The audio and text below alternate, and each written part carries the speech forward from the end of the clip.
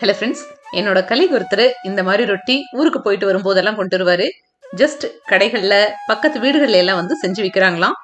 இந்த ரொட்டி மட்டும் இருந்தால் போதும், 3 நேரம் உங்களுக்கு ஃபுட்டெல்லாம் ப்ரிப்பேர் பண்ண வேண்டியதில்லை. இது நம்ம ஊர் அப்பளம் மாதிரி தான் இருக்குது. இதுக்கு ஜஸ்ட் தொட்டு சாப்பிட்றதுக்கு தயிரோடு சேர்த்து நிலக்கடலை பொடியை போட்டு மிக்ஸ் பண்ணி இதுக்கு ஒரு சைட் டிஷ்ஷாக சாப்பிட்றாங்க. இன்னொரு ஈஸியான சைட் டிஷ் பார்த்தீங்க அப்படின்னா வெள்ளரிக்காய், தக்காளி, வெங்காயம், நிலக்கடலை பொடி, அதுலேயும் கொஞ்சம் கொத்தமல்லியை தூவி ஜஸ்ட் மிக்ஸ் பண்ணி வச்சுட்டா போதும், அதை தொட்டு சாப்பிட்டுக்கலாம் அப்படின்னாங்க. இது வந்து நார்த் கர்நாடகாவோட ஒரு ஃபேமஸான ஃபுட் தான்.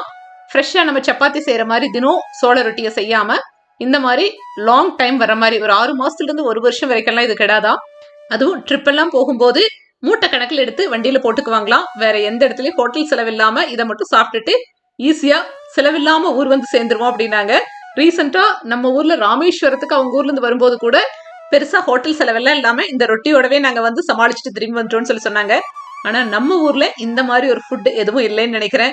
அவர் இதை நிறைய தடவை லஞ்சு கொண்டு வருவாரு. கொண்டு வரும்போதெல்லாம் நான் சாப்பிட்டுட்டு அப்பெல்லாம் நான் நினைச்சுக்குவேன், நம்ம ஊர்லயே இப்படி ஏதாவது ஒன்று நம்ம ஊர்ல பழகி வச்சிருந்தாங்க அப்படின்னா லைஃப் நமக்கு எவ்வளவு ஈஸியா இருக்கும்ல, சமைக்கிற வேலையே இருக்காது இல்லையா அப்படின்னு.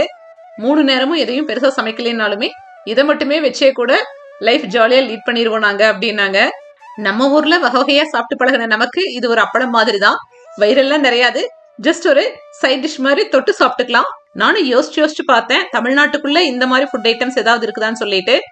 ஒண்ணுமே இருக்கிற மாதிரி எனக்கு தெரியல. உங்களுக்கு ஏதாவது இருக்கு அப்படின்னு தெரிஞ்சா லிஸ்ட் பண்ணுங்க கமெண்ட்ஸ்ல, நம்மளும் தெரிஞ்சுக்குவோம். இன்கேஸ் ஒரு எமர்ஜென்சிக்கு நமக்குமே எல்லாத்துக்கும் ஹெல்ப்ஃபுல்லா இருக்கும். போன வாரம் ஒரு வீடியோல காமிச்சிருந்தேன், ஒரு கபோர்டுக்குள்ள மாம்பழம் வச்சிருக்கேன். இப்படியே டைரக்டா வச்சா கூட பழுத்துரும், நான் இருந்தாலும் வைக்கோல போட்டு வச்சிருக்கேன்னு சொல்லிட்டு. மாம்பழம் சூப்பரா பழுத்துருந்துச்சு. அதுவும் அளவா 3, 4 இந்த மாதிரி தான் வந்து பழுத்து நமக்கு கை கிடைக்குது எவ்ரிடே மார்னிங். அதனால எல்லா மாம்பழமும் ஒரே நாளில் பழுத்து நமக்கு வேஸ்டும் ஆகலை.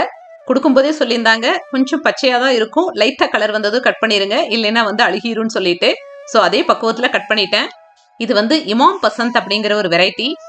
சூப்பர் இனிப்பு. நிஜமாவே நான் மாம்பழத்தில் இந்த அளவுக்கு வந்து டேஸ்ட்டாக நான் சாப்பிட்டதில்லை. நான் மல்லிகா வந்து ரொம்ப டேஸ்ட்டாக இருக்கும், அதுதான் வந்து பெஸ்ட்டுன்னு நான் நினச்சிட்டு இருந்தேன் இது வரைக்கும். ஆனால் இது வந்து எல்லாத்தையும் பீட் பண்ணிருச்சு. நீங்களும் உங்களுக்கு இந்த வெரைட்டி கிடைச்சிது அப்படின்னா மிஸ் பண்ணாமல் சாப்பிட்டு பாருங்க.